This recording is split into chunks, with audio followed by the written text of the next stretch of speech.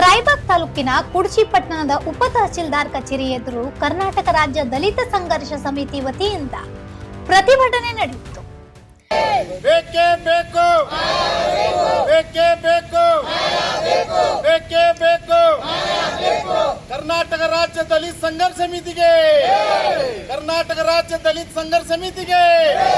ಶಾಸಕರಾದ ಬಿಜೆಡ್ ಜಮೀರ್ ಅಹಮದ್ ಖಾನ್ ಅವರನ್ನು ಸಚಿವ ಸಂಪುಟಕ್ಕೆ ಸೇರಿಸಬೇಕು ಸೇರಿದಂತೆ ವಿವಿಧ ಬೇಡಿಕೆಗಳನ್ನು ಮುಂದಿರಿಸಿ ಪ್ರತಿಭಟನಾಕಾರರು ಆಗ್ರಹಿಸಿದರು. ಜೊತೆಗೆ ಉಪ ತಹಸೀಲ್ದಾರ್ ಮೂಲಕ ಮುಖ್ಯಮಂತ್ರಿಗಳಿಗೆ ಮನವಿ ಸಲ್ಲಿಸಲಾಯಿತು.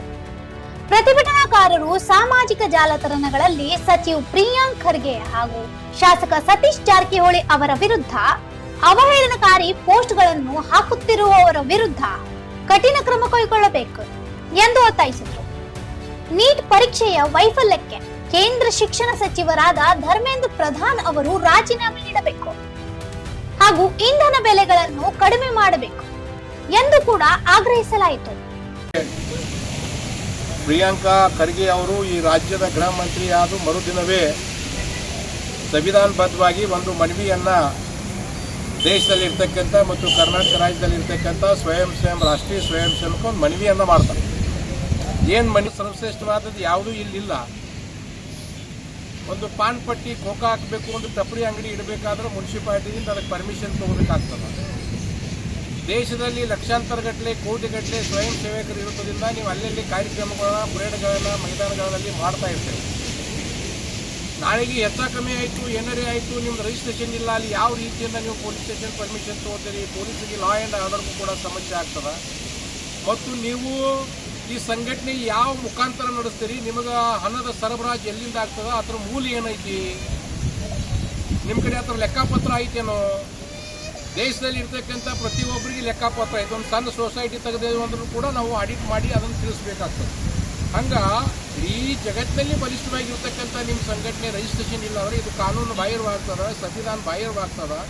ಈ ದೇಶದಲ್ಲಿ ಇರಬೇಕಾದ್ರೆ ನೀವು ಸಂವಿಧಾನವನ್ನು ಪಾಲನೆ ಮಾಡಬೇಕು ಅಂತಕ್ಕಂಥ ಒಂದು ಮನವಿ ಮುಖಾಂತರ ಮಾನ್ಯ ಪ್ರಿಯಾಂಕಾ ಖರ್ಗೆ ಸಾಹೇಬ್ ಹೇಳಿದ ನಂತರ ಇವತ್ತು 8 ದಿನ ಇಲ್ಲೇ ಬೆಳಗಾವಿ ಜಿಲ್ಲೆಗೆ ಬರ್ತಾ ಇದ್ದಾರೆ ಮೋಹನ್ ಭಾಗವತ್ ಅವರು. 8 ದಿನ ಮೋಹನ್ ಭಾಗವತ್ ಅವ್ರು ಏನು ಹೇಳ್ತಾರಪ್ಪ ಅಂದ್ರೆ ಎಲ್ಲರಿಗೆ BJPದವ್ರಿಗೆ RSSದವ್ರಿಗೆ ಕರ್ನಾಟಕ ರಾಜ್ಯದಲ್ಲಿ ಏನು ದಲಿತ ನಾಯಕರು ಏನು RSS ಬಗ್ಗೆ ಮಾತಾಡ್ಲಕತ್ತಾರ ಅದ್ರ ಬಗ್ಗೆ ನೀವು ಉತ್ತರ ಕೊಡಬೇಡ್ರಿ ಅಂತಕ್ಕಂಥ ಮಾತನ್ನು ಅವ್ರು ಹೇಳ್ತಾರೆ. ಅವರು ನೀವು ಪ್ರತಿ ಉತ್ತರನ ಕೊಡಬೇಡ್ರಿ. ಇಲ್ಲಿ ಮೋಹನ್ ಭಾಗವತ್ ಅವರು ತಿರುಗಿ ಯಾವ ರಾಜ್ಯಕ್ಕೆ ಹೋಗಿಲ್ಲ, ಆದ್ರೆ ಕರ್ನಾಟಕದಾಗ 2ನೇ ಸಲ ಬರೋದು, 2ನೇ ಸಲ ಬರಂಗೆ ಮಾಡಿದ್ರೆ ಯಾವಾದ್ರೆ ಗಣಿಸಿದ್ರೆ ಅದು ಪ್ರಿಯಾಂಕಾ ಖರ್ಗೆ ಅಂತಕ್ಕಂಥ ಮಾತನ್ನು ಅತ್ಯಂತ ಸ್ವಾಭಿಮಾನದಿಂದ ಮತ್ತು ಸ್ಪಷ್ಟವಾಗಿ ನಾವು ಹೇಳಬೇಕಾಗ್ತದೆ.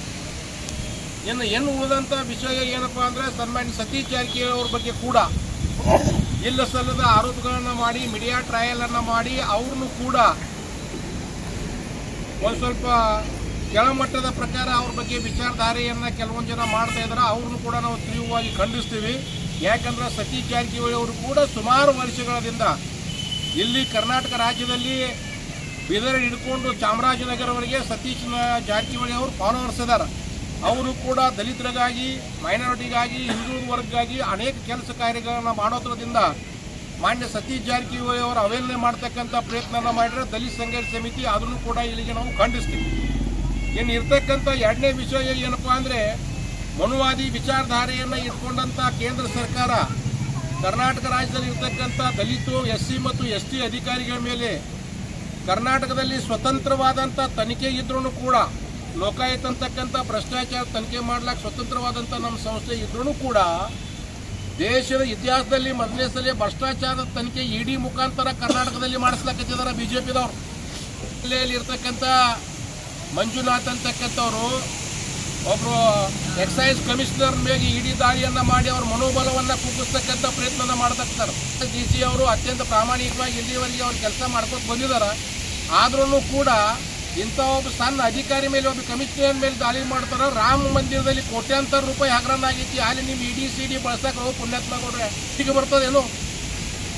ಸರ್ವಸಾಮಾನ್ಯ ಒಬ್ಬ ಬಡ ಮನುಷ್ಯ ಕೂಡ ₹10 ಕೊಟ್ಟ ನಂತರ ಅಲ್ಲಿ ರಾಮ ಮಂದಿರ ತಯಾರಾಗೈತಿ. ಆ ರಾಮ ಮಂದಿರ ಒಳಗೆ ಕೋಟ್ಯಾಂತರ ಗಟ್ಟಲೆ ಭ್ರಷ್ಟಾಚಾರ ನಡೆದದ. ಕೋಟ್ಯಾಂತರ ಗಟ್ಟಲೆ ರೊಕ್ಕ ನೀವು ರಿಕವರಿ ಮಾಡಕತ್ತಿದ್ದೀರಿ. SIT ಮುಖಾಂತರ ಮಾಡ್ಲಕತ್ತೀರಿ. ಜನ ಅಲ್ಲಿ CBI ಕೊಡ್ಬೇಕಂತ ಹೋಗಿದಾರ. ಅದನ್ನೆಲ್ಲ ಬಿಟ್ಕೊಂಡು ಇಲ್ಲಿ ಬಂದು ದಲಿತರದು SC/ST ಜನರ ಅಧಿಕಾರಿಗಳ ಮನೋಬಲ ಕುಗ್ಗಿಸ್ತಕ್ಕಂಥ ಪ್ರಯತ್ನವನ್ನು ಈ ಮನುವಾದಿ ಸರ್ಕಾರದವರು ಕೇಂದ್ರ ಸರ್ಕಾರದವರು ಮಾಡ್ತಾ ಇದ್ದಾರೆ. ಅದನ್ನು ಕೂಡ ನಾವು ಇಲ್ಲಿ ಖಂಡಿಸ್ತೀವಿ. ಇರ್ತಕ್ಕಂಥ ಹಾಸ್ಟೆಲ್ಗಳನ್ನು ಮೇಲ್ದರ್ಜೆಗೆ ಏರಿಸಿ ಹಾಸ್ಟೆಲ್ಗಳಲ್ಲಿ ಇರ್ತಕ್ಕಂಥ ಸುವ್ಯವಸ್ಥೆಯನ್ನು ಕಾಪಾಡಬೇಕು, ಸ್ವಚ್ಛತೆಯನ್ನು ಕಾಪಾಡಬೇಕಂತಕ್ಕಂಥ ಮನವಿಯನ್ನು ಕೂಡ ನಾವು ಮನವಿ ಪತ್ರದಲ್ಲಿ ಮಾಡಿದ್ದೀವಿ. ನಂತರ ಮಕ್ಕಳು ನೀಟ್ ಎಕ್ಸಾಮ್ದಲ್ಲಿ ನೀಟ್ ಪ್ರಶ್ನೆ ಪತ್ರಿಕೆಯನ್ನು ಸೋರಿಕೆ ಮಾಡಿ 22 ಲಕ್ಷ ವಿದ್ಯಾರ್ಥಿಗಳ ಜೀವನದ ಮೇಲೆ ಕೊಡ್ಲಿಯನ್ನು ಹಾಕಿದಂಥ BJP ಸರ್ಕಾರದಲ್ಲಿ ಇರ್ತಕ್ಕಂಥ ಕೇಂದ್ರ ಮಂತ್ರಿಗಳಾದಂಥ ಧರ್ಮೇಂದ್ರ ಪ್ರಧಾನ್ ಅವರು ರಾಜೀನಾಮೆಯನ್ನು ಕೊಡಬೇಕು. ಇದರ ಹಿಂದಿನ ಉದ್ದೇಶ ಏನಪ್ಪಾ ಅಂದ್ರೆ RSS ಉದ್ದೇಶ ಬಡವರು ಮಕ್ಕಳು, ಹಿಂದಿನ ಉಳಿದಂಥವ್ರು, ದಲಿತರು, ಶೋಷಣೆಗೊಳಗಾದಂಥವ್ರು, ಈ ಜನರು ನೀಟ್ ಎಕ್ಸಾಮ್ ಪಾಸ್ ಆದಂದ್ರೆ ಡಾಕ್ಟರ್ ಆಗ್ತಾರೋ, ಇಂಜಿನಿಯರ್ ಆಗ್ತಾರೋ, ಇದು ಆಗಬಾರ್ದಂತಕ್ಕಂಥ ಲೆಕ್ಕ ಇಟ್ಕೊಂಡು ಪದೇ ಪದೇ ನಮ್ಮ ಮಕ್ಕಳ ಮ್ಯಾಗ ಅನ್ಯಾಯ ಮಾಡ್ತಾ ಇದೆ. ಇದು RSS ಷಡ್ಯಂತ್ರ ಇದೆ, ಮನುವಾದಿಗಳ ಷಡ್ಯಂತ್ರ ಇದೆ. ನೀಟ್ ಪೇಪರ್ ಹಿನ್ನೆಲೆ ಒಬ್ಬ ಸಣ್ಣ ಯಾವ ಚಪ್ರಾಸಿನ ಅರೆಸ್ಟ್ ಮಾಡ್ತಾರ, ಮೇನ್ ಮಂದಿನ ಇವ್ರು ಅರೆಸ್ಟ್ ಮಾಡ್ಲಿಕ್ಕೆ ತಯಾರಿಲ್ಲ. ಮಂದಿರದಲ್ಲಿ ದೊಡ್ಡ ಮಂದಿ ಎಲ್ಲ 1400 ಕೋಟಿ ರೂಪಾಯಿ ಹೊಡ್ಕೊಂಡು ಹೇಳೋದು ಅಷ್ಟೇ ಸ್ವಲ್ಪ ಹೇಳಕತ್ತಾರೆ ಇವರು. ಇಂಥವೆಲ್ಲ ಕಥೆ ಇದೆ. RSS ಪ್ರಮುಖದಲ್ಲಿ ಅಲ್ಲಿ ನಾಗ್ಪುರದಲ್ಲಿ ಇರ್ತಕ್ಕಂಥ ರಾಮ್ ಮಾದೇವ್ ಅಂತವರು IAS ಬಾಂಗ್ಲಾದೇಶ ಇರ್ಬೋದು, ಪಾಕಿಸ್ತಾನ ಇರ್ಬೋದು, IAS ಅಧಿಕಾರಿಗಳ ಜೊತೆ ಕೂತು ಸಭೆ ಮಾಡ್ತಾನೆ. ಇವೇನು ಪ್ರಧಾನಮಂತ್ರಿ ಅದಾನ, MP ಅದಾನ, MLA ಅದಾನ, ಸರ್ಕಾರದ ಪ್ರತಿನಿಧಿ ಅದಾನ. ಇವ RSS ಮನುಷ್ಯ ದೇಶದ ಹೋಗಿಸಿಂದ IAS ಜೊತೆ ಮಾತಾಡ್ತಾನೆ. ಏನು ಮಾತಾಡ್ತಾರೆ ಇವರು? ಇದನ್ನು ಕೂಡ ಉತ್ತರ ಈ ದೇಶದ ಜನರು ಬಯಸಾಕತ್ತಾರ. ಈ ದೇಶದ ಜನರಿಗೆ ಅವ್ರ ಉತ್ತರವನ್ನು ಕೊಡಬೇಕಾಗ್ತದೆ. ಮತ್ತು ಎಲ್ಲರಿಗಿಂತ ಮುಖ್ಯವಾಗಿ ಏನಪ್ಪ ಅಂದ್ರೆ ಕೇಂದ್ರ ಸರ್ಕಾರ ಏನು ಡೀಸೆಲ್ ಇರ್ಬೋದು, ಪೆಟ್ರೋಲ್ ಇರ್ಬೋದು, ಗ್ಯಾಸ್ ಇರ್ಬೋದು, CNG ಇರ್ಬೋದು, ಜೀವನಾವಶ್ಯಕ ವಸ್ತುಗಳ ಏನು ಬೆಲೆ ಏರಿಕೆಯನ್ನು ಮಾಡಿದಾರ, ಇದನ್ನು ತಕ್ಷಣ ಹಿಂದೆ ಕೊಡೋದು ಸರ್ವಸಾಮಾನ್ಯ ಜನರಿಗೆ ಇವರು ಅನುಕೂಲ ಮಾಡಿ ಕೊಡಬೇಕಂತಕ್ಕಂಥ ಒಂದು ಮನವಿಯನ್ನು ಕೂಡ ಈ ಮುಖಾಂತರ ನಾವು ಮಾಡ್ತೇವೆ. ಮತ್ತು ಅತ್ಯಂತ ರಾಜ್ಯದಲ್ಲಿ ಇರ್ತಕ್ಕಂಥ ಜಮೀರ್ ಅಹ್ಮದ್ ಖಾನ್ ಸಾಹೇಬರು ಅವರು ಬರೀ ಖಾನ್ ಅಲ್ಲ, ಬಡ ಜನರ ಒಂದು ಜಾನ್ ಕೂಡ ಆಗಿದ್ದಾರೆ. ಅಂಥ ಒಬ್ಬ ಒಳ್ಳೆಯ ಮನುಷ್ಯ, ಕ್ರಿಯಾಶೀಲವಾಗಿರ್ತಕ್ಕಂಥ ಒಬ್ಬ ಮಂತ್ರಿಗೆ ಮತ್ತು DK ಶಿವಕುಮಾರ್ ಅವರು ತಿರುಗಿ ತನ್ನ ಮಂತ್ರಿಮಂಡಲದಲ್ಲಿ ನಾವು ತಗೋಬೇಕಂತಕ್ಕಂಥ ಮನವಿಯನ್ನು ಕೂಡ ನಾವು ಮಾಡ್ತೀವಿ. ಎರಡನೇದು ಬಾಗಲಕೋಟೆ ಜಿಲ್ಲೆಯ ಆಗಿರ್ತಕ್ಕಂಥ ಮುಧೋಳದು MLA ಆದಂಥ RB ತಿಮ್ಮಾಪುರ್ ಸಾಹೇಬ್ ಇವ್ರನ್ನು ಕೂಡ ಮಂತ್ರಿಮಂಡಲದಲ್ಲಿ ತಗೋಬೇಕು. SC ಮಾದೇವಪ್ಪ ಅವ್ರನ್ನು ಕೂಡ ಮಂತ್ರಿಮಂಡಲದಲ್ಲಿ ತಗೋಬೇಕು. ಅದೇ ಪ್ರಕಾರ ನಮ್ಮ ಜಿಲ್ಲಾ ಮಂತ್ರಿಯವರು ಒಂದು ಮಾತನ್ನು ಹೇಳಿದ್ದಾರೆ. ಲಕ್ಷ್ಮಣ್ ಸವದಿ ಅವರು ಹಿರಿಯ ಶಾಸಕರಿದ್ದಾರೆ, ಅವ್ರಿಗೆ ಮಂತ್ರಿಮಂಡಲದಲ್ಲಿ ಸ್ಥಾನ ಕೊಡಬೇಕು. ರಾಜು ಕಾಗೆ ಅವರು ಕೂಡ 5ನೇ 6ನೇ ಸಲ ಆರಿಸಿ ಬಂದರೆ ಅವ್ರಿಗೆ ಕೂಡ ಮಂತ್ರಿಮಂಡಲದಲ್ಲಿ ಸ್ಥಾನವನ್ನು ಕೊಡಬೇಕಂತಕ್ಕಂಥ ಮನವಿಯನ್ನು ಮಾಡಿ ಈ ಮನವಿಯನ್ನು ನಾವು ಮಾಧ್ಯಮದ ಸ್ನೇಹಿತರ ಮುಂದೆನೇ ಈಗ ಇಲ್ಲಿ ಮುಖ್ಯಮಂತ್ರಿ ಆದಂಥ ನಮ್ಮ DK ಶಿವಕುಮಾರ್ ಸಾಹೇಬರು ನಮ್ಮ ಜಮೀರ್ ಅಹ್ಮದ್ ಸಾಹೇಬರಿಗೆ ಮತ್ತು ನಮ್ಮ ದಲಿತರ ಮುಖಂಡರಿಗೆ ಅವ್ರಿಗೆ ಅಲ್ಲಿ ಇರುವಂಥ ಹುದ್ದೆಯನ್ನು ಕೊಟ್ಟು ನಮಗೆ ಸಾರ್ವಜನಿಕ ಒಳ್ಳೆಯದಾಗುವಂಥ ವಿಚಾರದಿಂದ ಅವ್ರಿಗೆ ಹುದ್ದೆ ನೀಡಬೇಕು. ಆ ಹುದ್ದೆ ಪ್ರಕಾರ ನಾವು ಸಾರ್ವಜನಿಕ ಒಳ್ಳೆಯದ ಬಗ್ಗೆ ವಿಚಾರ ಮಾಡಿ ಇವತ್ತು ನಮ್ಮ ಕರ್ನಾಟಕ ರಾಜ್ಯ ದಲಿತ ಸಂಘರ್ಷ ಸಮಿತಿಯಿಂದ ನಾವು ಮನವಿ ತಗೊಂಡ್ಬಂದು ನಾವು ಕೊಡ್ತಿದ್ದೀವಿ. ಈ ನಮ್ಮ ಮನವಿ ಬಗ್ಗೆ ಹೇಳ್ಬೇಕಂತಂದ್ರೆ ಆಲ್ ಇಂಡಿಯಾದಾಗ ಅಲ್ಲಿ ಅವ್ರವ್ರ ಸಂಘಟನೆಗಳದಾವ.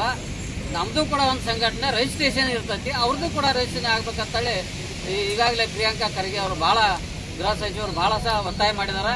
ಮತ್ತು ಭಾಳ ಅವ್ರಿಗೆ ಕೇಳುವ ಮೂಲಕ ಒತ್ತಾಯ ಮಾಡಿದ್ರು ಕೂಡ ಇನ್ನೂ ತನಕ ಅವರ